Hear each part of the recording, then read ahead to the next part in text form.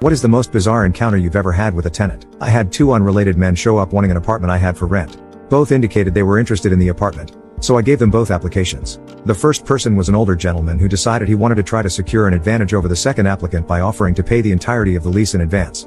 He was the first one who came to see the place, so I told him to fill out an application. Both parties returned their applications and the first guy was qualified, so I offered the place to him.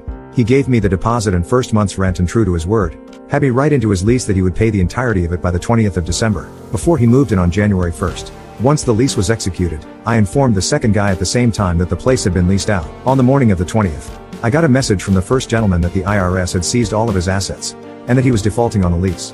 He wanted to know when he could pick up the month of rent he prepaid and the deposit, and I referred him back to the language in the lease that he'd signed that stated any and all payments made would be forfeited as liquidated damages if he failed to honor the lease.